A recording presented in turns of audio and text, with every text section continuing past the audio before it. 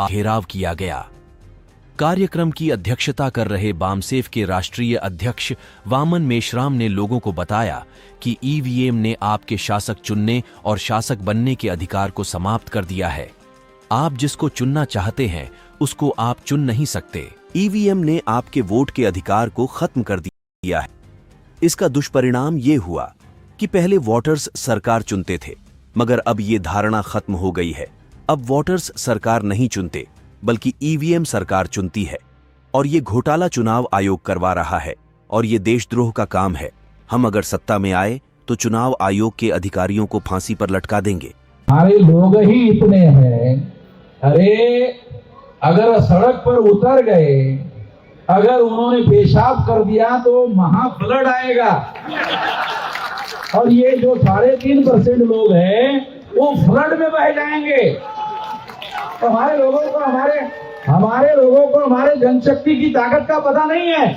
ये हमारे लोगों की इतनी जनशक्ति है, उसको जगाने का काम करो।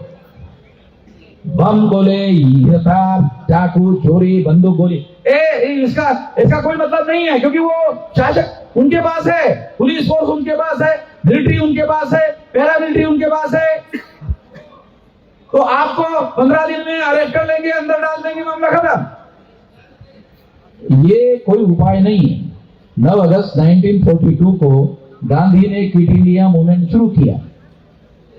गांधी ने क्विट इंडिया मूवमेंट शुरू किया था। उसके बाद अंग्रेजों ने भारत छोड़कर जाने का फैसला किया। हिस्टोरिकल बातें, पुरानी कहानी, 1000 साल पुरानी नहीं बोल रहा हूं। अरे 9 अगस्त 42 की क्विट इंडिया मूवमेंट की, एक गांधी ने ऐसा किया था। अगर हम लोग इतना बड़ा आंदोलन खड़ा करते हैं, क्योंकि हमको हमारे नियंत्रण में काम है, जो काम हमारे नियंत्रण में है वो करो। जो चुनाव आयोग के नियंत्रण में है, चुनाव आयोग करता है, नहीं करता है, कहां जाएगा? भाग जाएगा क्या? देखो, अगर 10 साल के बाद अगर हम लोग काबिज हो गए तो 10 साल के बाद चुनाव कमिश्नर को फांसी की सजा देंगे। अगर वो मर गया तो ही बचेगा। अगर रिटायर्ड हो गया और पेंशन खा रहा है, पेंशन ही खाता रहेगा, तो वो 10 साल 20 साल के बाद भी देशद्रोह का मुकदमा फेस करना पड़ेगा उसको। ये देशद्रोह का काम है। ये जो कर रहे हैं, ये देशद्रोह का काम कर रहे हैं। वो बख्शेंगे नहीं, वो जाएंगे नहीं। कहां जाएंगे, कहां भागेंगे? भारत के बाहर हाँ, एक रास्ता ये है, भारत के बाहर। मगर हमारी, अगर मान लो अमेरिका में, तो हम अमेरिका के साथ एग्रीमेंट करेंगे कि लोगों को भारत भेजो। अरे भाई, जो शासन करने का हुनर है ना, तो ये उसके बाद सारी चीजें कर सकते हैं, हर चीज कर सकते हैं। तो दुनिया में आप जाओगे कहां? अमेरिका बोलेगा इसको क्यों भेजना? हमारे देश में अपराध किया, आप अपराधी को संरक्षण क्यों दे?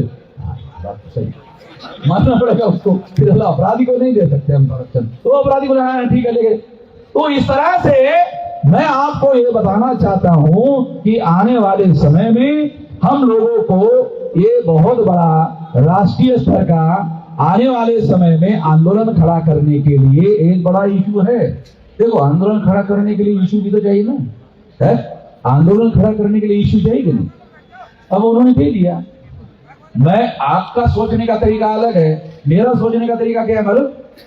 इस मामले को सॉल्व ना करे तो ही ठीक है। मैं थोड़ा अलग तरीके से सोचता, मेरे सोचने का तरीका अलग है। क्यों? मान लो सॉल्व कर दिया, थोड़ा आंदोलन कैसे करेंगे? आंदोलन करेंगे तो करोड़ों लोगों को अपने समर्थन में खड़ा करेंगे, और करोड़ों लोगों का आंदोलन नहीं रहेगा, आंदोलन जन आंदोलन हो जाएगा। और अगर आंदोलन जन आंदोलन हो गया तो ये जो 3.5% लोग हैं, ये 3.5% लोगों की हम लोग मुक्त हो जाएंगे, आजाद हो जाएंगे, और हम लोग इस देश के आजाद नागरिक होंगे, और हमारा इस देश में राज भी होगा। मैं ऐसा मानकर, कहानी अब 7-8 साल की है, ज्यादा लंबी नहीं। कांग्रेस ने ये प्रस्ताव दिया था, क्या प्रस्ताव दिया था? कि हमने 2 बार घोटाला करके सरकार बनाई है, तुम भी 2 बार कर। और हमारी छोटी सी शर्त है, चुप हो जाओ। अडवाणी की विचारधारा से हम सहमत नहीं है, मगर ईमानदारी इंडिविजुअल कैरेक्टर होता है। जो ईमान होता है ना, ईमान ये इंडिविजुअल कैरेक्टर होता है। तो अडवाणी जो है वो ईमानदार आदमी है।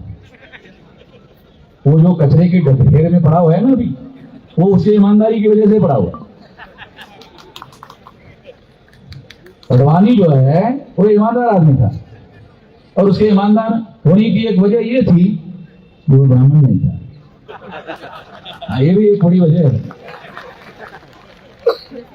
हाँ, लाल कृष्ण अडवाणी जो है ये ब्राह्मण नहीं है, तो ये ईमानदार आदमी था, तो उसने इस बात को नहीं माना और ये मामला सुप्रीम कोर्ट लेके गए।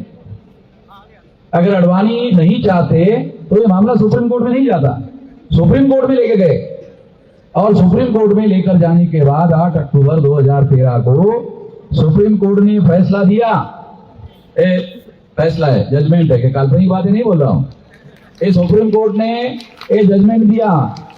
ये क्या जजमेंट है कि ईवीएम मशीन के द्वारा फ्री, फेयर एंड ट्रांसपेरेंट चुनाव नहीं हो सकता।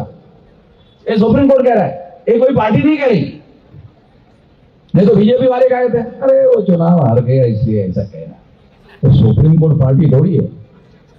सुप्रीम कोर्ट ने तमाम लोगों की बातों को सुना, सरकार का भी सुना, चुनाव आयोग का भी सुना, विरोधी पार्टी का भी सुना। सबका सुनने के बाद निर्णय दिया कि ईवीएम मशीन के द्वारा फ्री, फेयर, ट्रांसपेरेंट चुनाव नहीं हो सकता। ये